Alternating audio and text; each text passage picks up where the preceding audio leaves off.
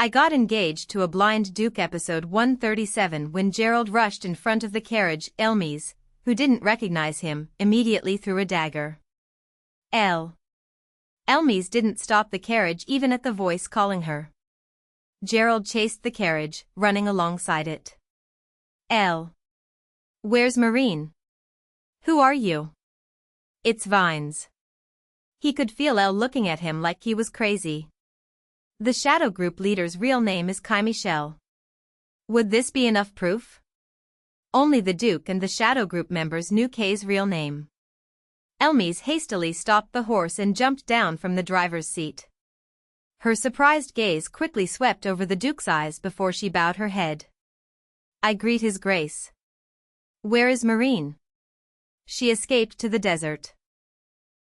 Why are you here instead of protecting your master? At Gerald's words, Elmis bowed her head even deeper. I was heading to the Duke's castle with someone my master told me to protect with my life. Is the Baroness inside? Yes. I see. I understand. While Gerald was answering, the carriage door burst open. Rona, who looked like she might collapse at any moment, rushed out hastily. She was barefoot. You're His Grace? Baroness, I apologize. I'm currently in disguise. You'll bring back my daughter, won't you? Rona asked in a hoarse voice, trembling all over. Yes. I'll bring her back safely. I'll trust only His Grace. Rona grabbed his hand tightly while shedding tears. Gerald looked down at the hand holding his and carefully squeezed it. I promise you, Baroness. So please rest at the Duke's castle. Marin would want that. Yes, yes. Rona nodded while crying. Elmis, who had approached, supported Rona as she leaned on her and got back into the carriage. After the carriage door closed, Gerald asked quietly. Are there still people chasing you? Yes. They seem to be targeting this diamond carriage and the Baroness. I'll handle them. Return while prioritizing the Baroness's health above all. Understood. Elmis bowed deeply and returned to the driver's seat to drive the carriage. Gerald wanted to rush to Marin immediately, but the Baroness's safety was also important. If anything happened to the Baroness, Marin would never forgive him. Soon, he heard the sound of several people running toward where he stood. A masked group appeared shortly after. Come at me all at once, you vermin. The corner of his lips curved up coldly. Marin looked around with a tired face. Over there was golden yellow sand. Here was slightly darker brown sand. Sand. Sand. Sand. Where was this? Where was she going? She had completely lost her sense of direction. She couldn't return to the mountain entrance to avoid the remaining kidnappers. She had tried to wait nearby, but after frantically running away from a demon beast she suddenly encountered, she lost her way. A day had passed since she crossed the desert like that. Marin walked through the blazing sand desert, lifting the hem of her dress. The dress, soaked with sand and sweat, felt endlessly heavy. Her face, which had been directly exposed to the desert's scorching sunlight, was red and stinging. Most frightening of all were the demon beasts that could appear anywhere at any time. Marin walked while surveying her surroundings, keeping her body tense and ready for any attack. She held her bracelet 3-section staff in one hand and the hem of her dress in the other. After walking aimlessly, she felt so hungry that her back seemed to stick to her stomach, so she ate the last candy she had brought as emergency food. Her mouth was so dry like a drought that the candy wouldn't roll around well. She desperately wanted to drink water. Was Mom okay? Was the Duke looking for her now?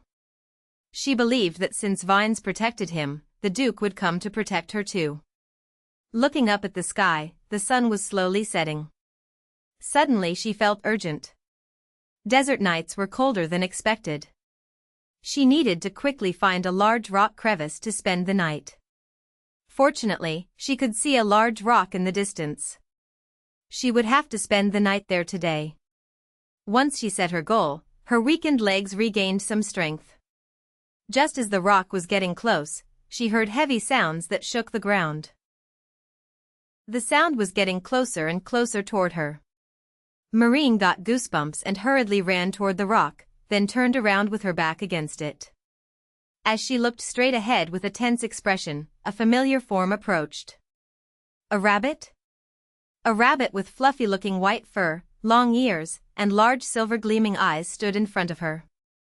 The rabbit standing on its large hind legs was much bigger than herself.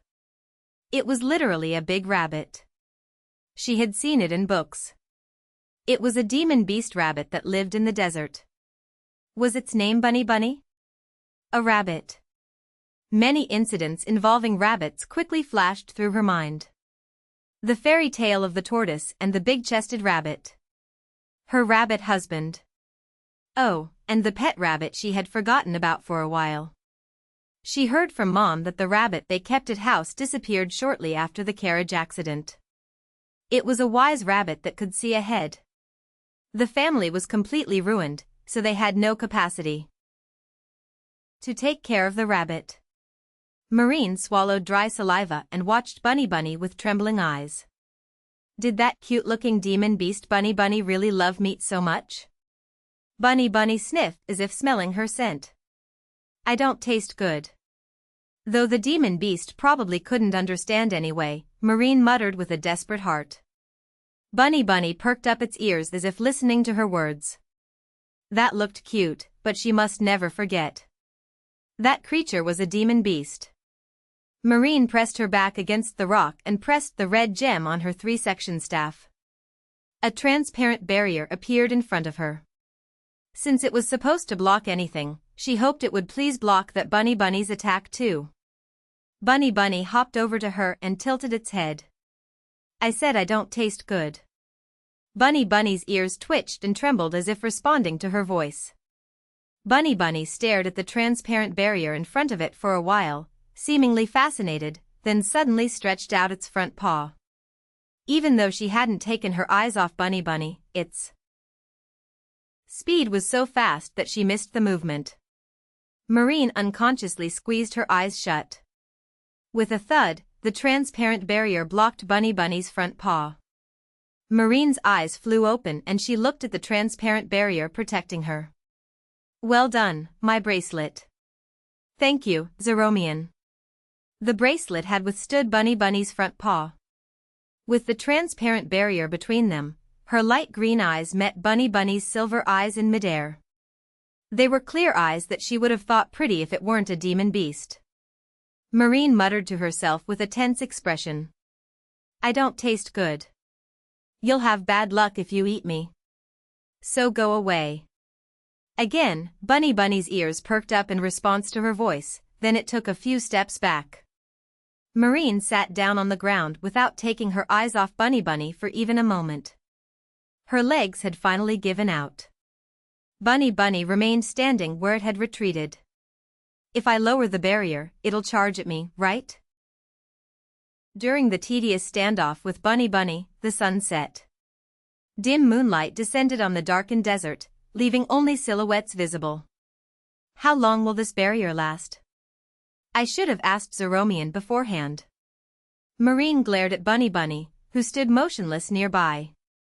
It must have recognized her as prey. It'll attack if I fall asleep, right?